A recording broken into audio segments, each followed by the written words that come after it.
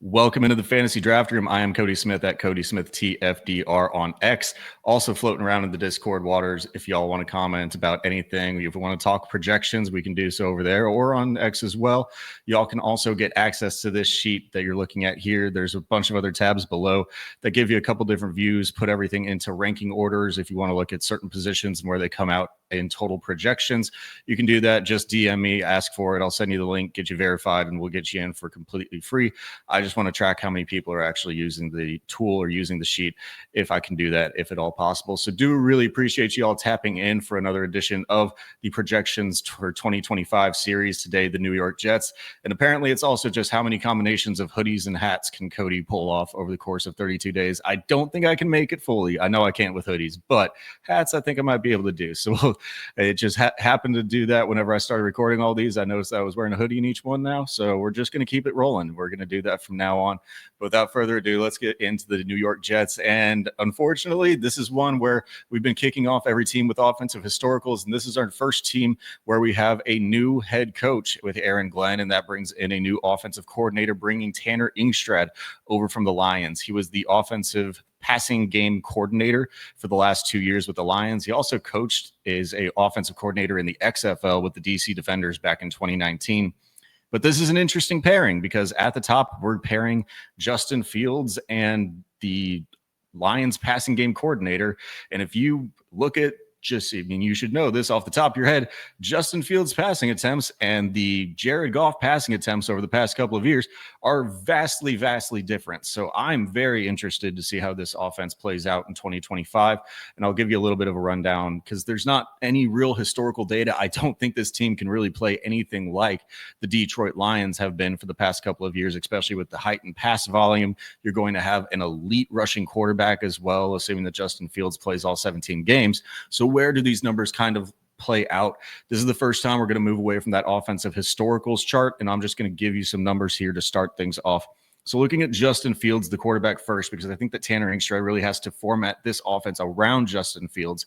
Looking at his passes per game over the past couple of years. In 24, he was at 26.8 pass attempts per game. In 23, that number spiked in his career high, probably at 30.8. And in 22, he was at 21 passing attempts per game. So very much not. I mean, you're barely eclipsing 30 at your highest, not a high volume passer at all. But the Lions, though, on the other hand, these are the Jared Goff crazy numbers. 32 pass attempts, 35.6, and 34.5 over the last 3 years. I am certainly not projecting Justin Fields to go run for 150 rushes and also pass for close to 600. That's just not really within the realm of possibility for me. So why is the Justin Fields line at 531 here and 463 here? Let's figure out if we can figure out why that is live. And that is because it is not taking the correct projection number. Okay, let's see. We also have, because we copied it from the New England Patriots, 531 here. Let's change this, drop that back to a projections. Let's copy and paste this here. Let's do a little bit of behind the scenes. I'll just give it to you. We'll see if you like it or not. Let me show off my mistakes live. Oh, look, there it is. 463, 291. Get a little bit of Excel math formula in there for you. This is probably not going to work because I'm going to have to readjust this. And we'll see. Let's see. Oh my gosh, it actually worked. I'm going to keep it. And roll. As long as I don't flub for the rest of the episode in a way that is non-reversible, I'm just going to keep rolling here. Let's go. Behind the scenes, fixing it as we go live. This is trying to be a first take, uncut, unfiltered every single time. Obviously, there's things I can't do whenever I'm going for about 25 minutes or so each episode. And we'll figure it out as we go. Glad you're all along for the ride. Let's really dive into it, though. The Lions, we're obviously not taking that passing attempt volume from the Lions or from Justin Fields in some of his lower seasons. So what I came in at as kind of a baseline median projection, trying to bridge the gap between the two, I had him at 27.2 pass attempts per game in 2025, which gives him a 463 passing attempt pace for 291 completions. That completion percentage from Justin Fields has never been very high. Let's look at his historicals now and some of those secondary stats to see how he got there. He actually had his career high last year, but playing in that Pittsburgh offense, they're going to be based on just actual efficiency. And he was a much better quarterback than he has ever been in his career, jumping up all the way to almost a 66% completion percentage from his high. I mean, he has raised it every year, but his high was only 61.4. We had some abysmal starts to the Justin Fields career saga that was bordering Anthony Richardson territory. But that's going to give him a brutally low for the entire offense, 291 completions. This is not going to be a high-powered offense if this is the outcome that we have projected here. And you're looking at it as well in the yardage, only 3,240 yards on the course of the season. That's coming from a yards per attempt of 7 and a yards per completion of 11.3. Over the course of Justin Fields' career, yards per attempt has been 6.9 actually the last 2 years in a row. He has sat right at a 7.0 each and every year, 3 years of 6.9 and 1 year of 7.1. In the yards per completion category, he's been pretty consistent as well. Dropped a little bit lower last year. Again, that completion percentage goes up with the Pittsburgh Steelers. It's going to rise back up here, I think, a little bit more towards what he was over the course of his first 3 seasons in the league, especially once he put in a kind of explosive playmaker like a Garrett Wilson. Even though we had George Pickens last year, I think they can get a little bit more consistently out of him and to the other targets other than Garrett Wilson here. But the other targets aren't very good in this offense either. So we'll see. But we have him bumping back up to an 11.13 that gives the total offense 3,240 passing yards. The 18 touchdowns, he's never gone above 17 in a single season. However, his maximum games that he's played has only been 15 games a season. But still, you're barely averaging, if 1 touchdown per game ever in his career. So I have it actually coming out just over 1 game or 1 passing touchdown per the course of 17 games at 18 and 12 interceptions for Justin Fields. But the big thing here, if you want a 1-year rental in Dynasty or you're going for redraft, Justin Fields is still going to be very relevant. We see him coming in here at points per game, quarterback 10 overall, and that is because over the course of almost every single season that Justin Fields has been in the league, I know it's for the last 3 for what I was doing for Justin Fields historicals, he's rushed at almost a 10 rushes per game clip, which comes out just over again at a 17-game pace here at 172 rushes over the course of the year. Just absolutely insane production on the ground. Obviously has to stay healthy, which we've seen him either be benched or not healthy a couple times over the course of his career so far. But that's going to convert at a yards per attempt rate of 5.1 yards per attempt. Last year, he was at a 4.7, the year before 5.3, and then in 2022 led the league with a 7.1. If you remember back to last episode when we were talking about that Drake May yards per attempt, rushing at 7.1 yards per attempt, and he was leading the league that year. Yeah, the Drake May stat line is pretty freaking crazy, and it's definitely due for some regression, as we saw the last 2 years here with Justin Fields. So I gave him a 5.1, kind of bridging the gap between the 2 down years that he's had the last 2 years. And 7 touchdowns on the ground as well. That touchdown number on the ground, maybe you could give it either way. It's probably just going to depend a lot on the total efficiency of the offense, but he's put up 8, 4, and 5 in incomplete seasons the last 3 years as well. So 7 feels like a solid number here. We can get into the running backs then, and this is also another interesting. I think every single one of these rooms is pretty interesting. The Breece Hall, is he going to be in a committee? Is he going to be able to just kind of stay? He has been healthy over the past couple of years, ever since he tore his ACL, but it feels like we have a regression that we haven't seen Breece Hall take into that elite running back category that we thought we might be getting at the early part of his career, especially in that rookie year breakout before that ACL tear. So the last couple of years for Breece Hall, again, this is one, before I get into Breece Hall, actually, the 350 rushing attempts. We, again, don't have a offensive historical to really base this number off of. A lot of it is just going to be last year's with what this offense wants to do, and then looking at some of what the Lions wanted to do, with how many times they rushed the ball. But you have 172 rushes coming from your quarterback, so you have to kind of move around a lot of the things whenever you have the David Montgomery and Jahmyr Gibbs backfield and Jared Goff only probably rushing the ball 30 times a year. It's going to look a lot differently whenever you have 172 rushes coming from the quarterback. So a lot of this, Breece Hall's still getting 212 rushes though. That's pretty online with what I've given him the past couple of years. I don't believe this is going to be as much of a workload split or a committee backfield that some people might think here. and 525 rushes on the ground is a lot for an offense. I'm not sure. Let me see if they actually lead the league. We'll give you a little bit of a sneak peek here, as this is a little bit of a show that's off the rails so far. See if that is the league lead in projections. No, the Philadelphia Eagles, the Detroit Lions, the Ravens, Commanders, and then the Jets. So they're actually coming in below some of those very highly efficient running teams. And a lot of those you can also see it's a Lamar Jackson, it's a Jaden Daniels, and it's a Jalen Hurts. So a lot of the rushing quarterbacks up there at the top, but definitely within the range of outcomes, as we're giving 350 to the running backs overall. So 212 for Breece Hall definitely feels like that's still doable. 975 yards with that 4.6 per carry.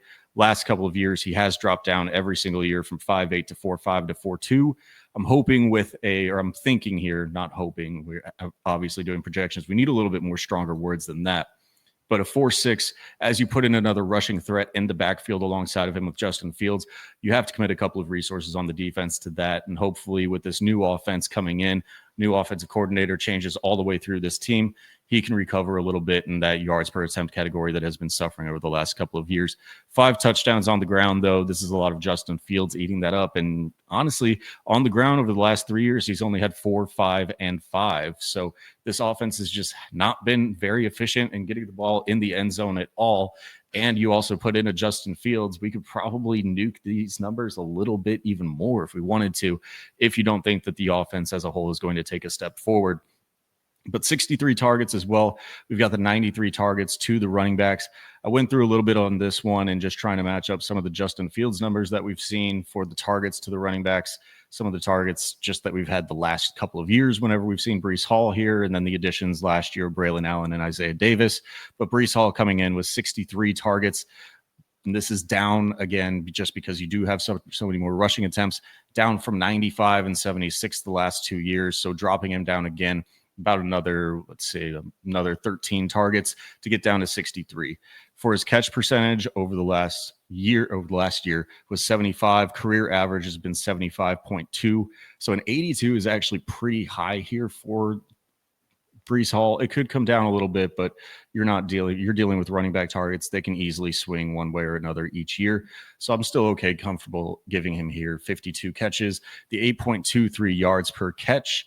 He's had a career average yards per reception of 8.5, so a little bit down actually in that category, with 3 touchdowns receiving through the air as well. Braylon Allen and Isaiah Davis, we saw these two kind of split the workload at different points of their rookie years last year.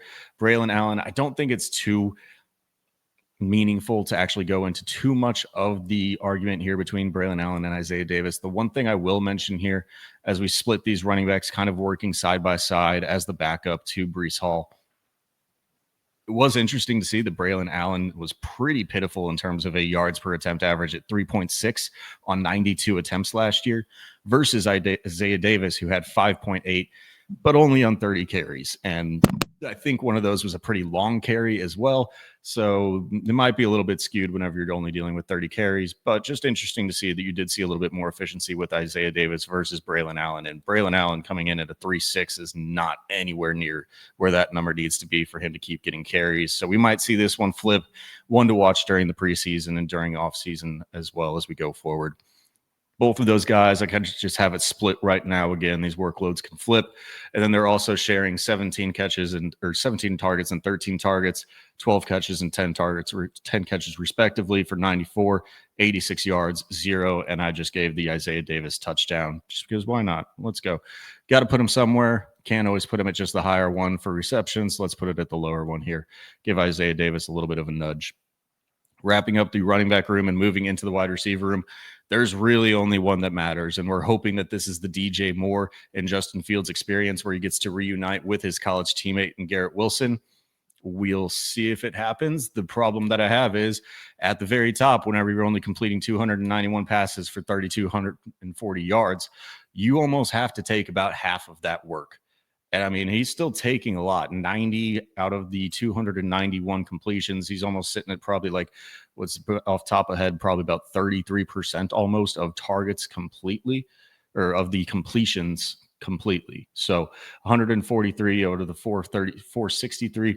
he's taking a large chunk of this offense. So with 143 targets, as we look at Garrett Wilson the last couple of years, again, got to decrease these numbers just because the decreased number of passes in the offense has gone down the last 2 years from 168 to 154, and now projecting him here at 143 for 90 catches, which is a 62.94% catch rate.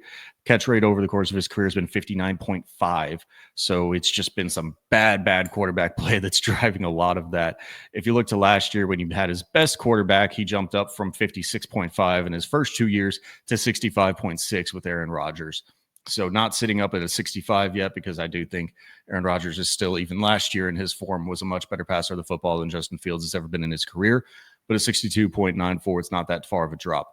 11.68 yards per reception for him. He's really, I feel like he should be more of an explosive player. And maybe it's just because the offensive has been terrible, but he should be used more downfield. I feel like Garrett Wilson can thrive in that type of a role, but he's never eclipsed 13.3 yards per reception in his rookie year, 11.0 in 23, and 10.9 last year, as that offense was playing pretty close to the line of scrimmage. Probably a little bit of the Aaron Rodgers factor there, and why his catch percentage actually went up as well.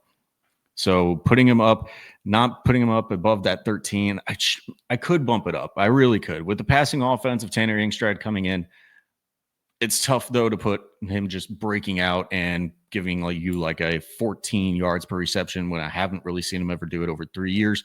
So we've got him settling in here at 1,051 yards and 6 touchdowns through the air. Want to give him more, I really do, but whenever you're only throwing for 18 on the course of the season, you don't have much to go around.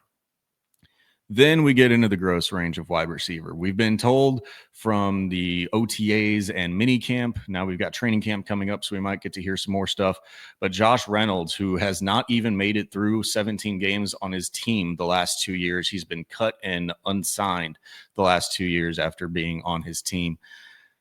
This is brutal that he's going to apparently be their wide receiver too, as the scouts are calling it, or the beat reporters are calling it right now. Josh Reynolds, wide receiver too. I still think in targets, it's going to be Allen Lazard. I'm not really going to dive in too much to these. There's just really not much reason whenever you're at these low of numbers and this level of dirty wide receiver range. But Josh Reynolds and Allen Lazard would be the ones that I would bet on to have that. I do have a little bit of Tyler Johnson in there as well.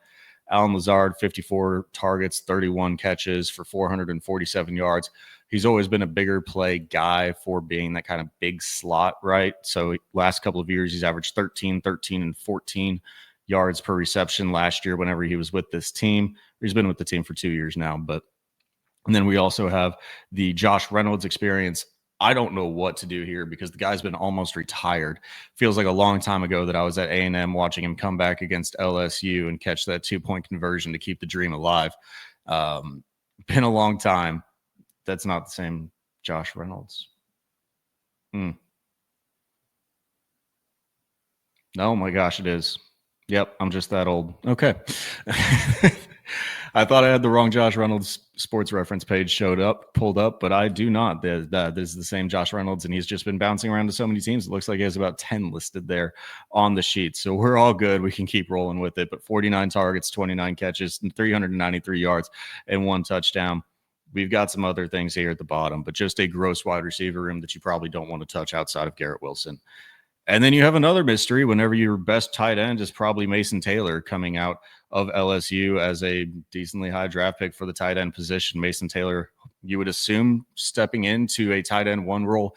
I do think you'll see some Jeremy Ruckert at the beginning, but he's never shown anything to where he could be a tight end 1 as a receiving option from day 1. So I've got a couple of targets thrown around here. Stone Smart also with the team. But really, we're just looking at that Mason Taylor line because that's the only thing that matters. Putting him in here, this is really when I got here and built out the running backs and the wide receivers already. It was kind of just trying to match up to where I figured the numbers would have to be to get to a Justin Fields only 463 passing attempt number. So 54 targets for 37 receptions. You put him right at about a 70% reception mark for a tight end is probably pretty good for a rookie tight end. 394 yards, put him at a 10.65. I don't think he's the most athletic freak tight end, so I don't think there's any way that I'm going to be able to put him at like an 11 or higher, at least for his rookie year, for Mason Taylor. And then the 3 touchdowns. It's pretty dismal for a tight end that a lot of people are taking is like their tight end 3 in this class. It just doesn't have enough work for this New York Jets offense to go around. And if you want to move the numbers around, it has to just start with Justin Fields passing more. That's really the only way that it can work. It might happen if Tanner Engstrad tries to implement an offense like he had in the Detroit Lions system. But I'm telling you, there's no freaking way, at least with whatever he's shown over his rookie contract and further, that Justin Fields is anywhere comparable to what Jared Goff has been doing in Detroit for the last couple of years. So it's a tough offense. This is where I'm sitting with it right now. Things can definitely change as we move forward, but I'm not really going to move off of this one probably too much. I've seen what I've seen from Justin Fields. I think he can be good for fantasy, but I don't know what this team's going to look like for the actual NFL. I don't think it's going to be very good. And really, outside of Justin Fields, Breece Hall, and Garrett Wilson, there's probably no other fantasy relevant players that are going to come out of this offense unless it's due to injury or just an insane explosion. So an unfortunate team kind of to talk about as we get through this one. I will wrap it up as always, going through the total numbers: 463 passing attempts for 291 completions, 340 passing yards, 18 touchdowns, 12 interceptions, 525 total rushes, 2,416 yards on the ground for 16 rushing touchdowns. All those numbers are going to stay the same for your receivers, except we do have that split again: 447 targets for the receivers, but 463 due to throwaways and other things that don't get counted for the receiving options. 988 plays for 34 total touchdowns. It's not going to give you a very good season, Jets, unfortunately. I'm sorry about this one, but if you think it's going to go any different way, I'm open to conversation on this team, just because we don't have really any offensive historicals to go off of for this team. So if you want to talk about it some more, definitely reach out to me. I'm very open to have some conversations about the Jets, but I probably won't be swayed too much on my Justin Fields opinions that have been pretty sour throughout the course of his career. So if you like this thing, drop a like down below if you want to. If you don't want to, you didn't like it, definitely don't do it. I know this show is a little bit more off the rails, give you a little bit of behind the scenes of how the sheet is built. And if you you want that sheet, you can't get access to it though. So there's a lot of things, other things that are built into this thing where you can get projections. I'm trying to update whenever I get a chance some of the KTC versus the positional rank value, so you can get some of maybe your buys if you're trying to look for a 1-year buy. Typically that's just going to show you vets that are better, things like that, or people you could potentially fade just because I don't have the explosion of them coming in either as a rookie or maybe their second year in the league. But thank you all for tuning into this one, and we'll see you on the next video, wherever we're probably going to be doing the NFC East next. Thanks, guys. See you.